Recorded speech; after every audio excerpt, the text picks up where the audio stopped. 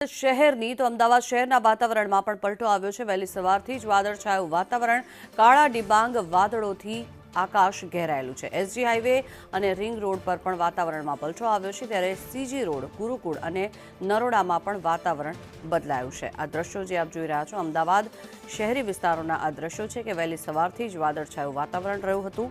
અત્યારે હાલ ભર ઉનાળે જાણે મેઘ મલ્હાર થઈ રહ્યું હોય તે પ્રકારની અહીંયા સ્થિતિ સર્જાઈ છે। વહેલી સવારથી જ વાદળછાયું વાતાવરણ, કાળા ડિબાંગ વાદળો વચ્ચે વરસાદ પડે તેવી પૂરેપૂરી શક્યતાઓ વાતાવરણથી જ ખબર પડી રહી છે। વધુ માહિતી મેળવીએ સંવાદદાતા આયુષી યાજ્ઞિક આપણી સાથે જોડાયા છે। આયુષી, મહત્વનું છે કે હવામાન વિભાગ દ્વારા આગાહી કરવામાં આવી હતી અને મોડી રાતે અને વહેલી સવારથી જ વાતાવરણમાં પણ પલટો આવ્યો છે। કેવું વાતાવરણ છે, કેવો માહોલ?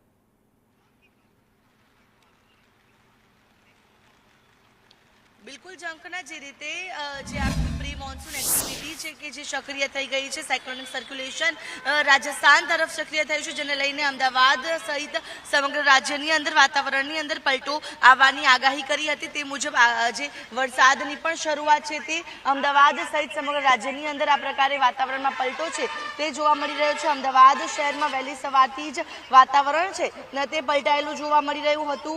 જે કાળા ડિબાંગ વાદળો છે તે છવાઈ ગયા છે અને હવે જે ધીમી ધારે વરસાદની શરૂઆત પણ થઈ ગઈ છે। SG highway, SP ring road, CG road, Gurukul, Naroda, અમદાવાદનો પૂર્વ વિસ્તાર હોય કે પશ્ચિમ વિસ્તાર હોય, તમામ જગ્યાએ આ પ્રકારે વરસાદ જે છે તેની શરૂઆત થઈ ચૂકી છે। આ પ્રી મોન્સૂન એક્ટિવિટી અંતર્ગત આ વરસાદ છે તે પડી રહ્યો છે। તો બીજી તરફ હવામાન વિભાગે આજે વરસાદને લઈને ઓરેન્જ અને યેલો એલર્ટ પણ આપ્યું છે। તો અત્યારે જે નાવકાસ્ટ બુલેટિન પણ જાહેર કર્યું છે, જેમાં 10 વાગ્યા સુધી રાજ્યમાં ભારેથી હળવા વરસાદની આગાહી કરવામાં આવી છે। બનાસકાંઠા, સાબરકાંઠા, પાટણ, અરવલ્લી, અમદાવાદ, ગાંધીનગર, ખેડા, આણંદ સહિત તમામ ભાગોમાં હાલ જે વરસાદનું ઓરેન્જ એલર્ટ છે। પવનની ગતિ 40 થી 60 કિલોમીટર પ્રતિ કલાકની રહી શકે છે અને 5 થી 15 mm સુધી જે પ્રતિ કલાકે છૂટોછવાયો વરસાદ પડી શકે છે। દ્વારકા, જામનગર, રાજકોટ, અમરેલી, મોરબી, સુરેન્દ્રનગર, કચ્છમાં પણ હળવા વરસાદની આગાહી કરાઈ છે। ત્યારે અમદાવાદમાં પણ જોઈ શકાય છે કે અત્યારે હાલ ધીમી ધારે જે વરસાદ છે, ઝરમર વરસાદની શરૂઆત થઈ ચૂકી છે।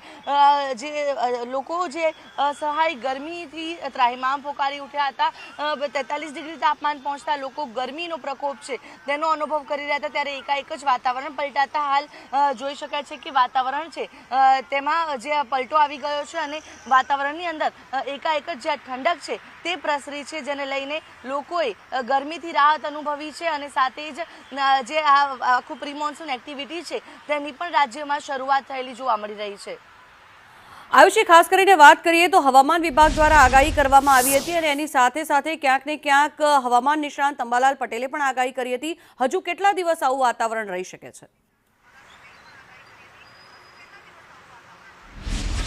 ઝંખના આજથી લઈને આગામી 5 દિવસ સુધી આ જ પ્રકારની પરિસ્થિતિ રહેવાની છે। ન માત્ર અમદાવાદમાં પરંતુ સમગ્ર રાજ્યની અંદર આ પ્રકારે વાતાવરણની અંદર પલટો છે તે યથાવત જોવા મળશે, કારણ કે એક સાયક્લોનિક સર્ક્યુલેશન છે કે ઉત્તર પશ્ચિમ રાજસ્થાન તરફ સક્રિય છે। આ જે સાયક્લોનિક સર્ક્યુલેશનની અસરો છે તે બનાસકાંઠા સહિતના ઉત્તર ગુજરાતના ભાગોમાં જોવા મળશે, સૌરાષ્ટ્ર કચ્છના ભાગોમાં પણ જોવા મળશે। તો બીજી તરફ એક વેસ્ટર્ન ડિસ્ટર્બન્સ પણ છે કે જેની અસરો દક્ષિણ ગુજરાત અને મધ્ય ગુજરાતમાં જોવા મળશે। અત્યારે પણ જોઈ શકાય છે કે આકાશ છે બિલકુલ ઘેરાઈ ગયેલું છે, વાદળો છવાયેલા છે આકાશમાં।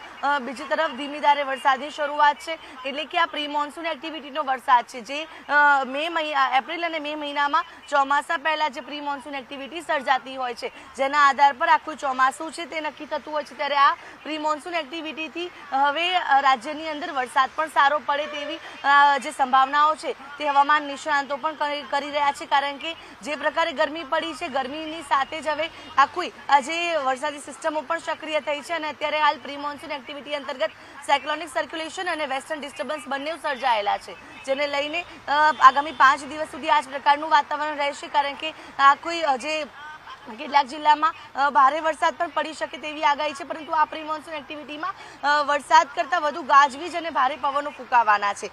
જે આ આખી વરસાદી સિસ્ટમો છે તેની અસરોથી જે વાતાવરણ છે તે આગામી 5 દિવસ સુધી આ જ પ્રકારે રહેશે।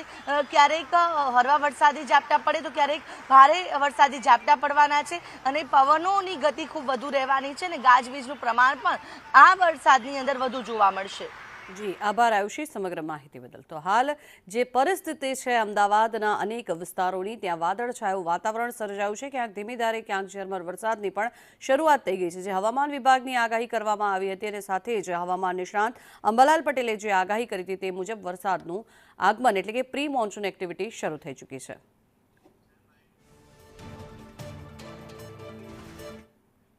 અમદાવાદ બાદ આગળ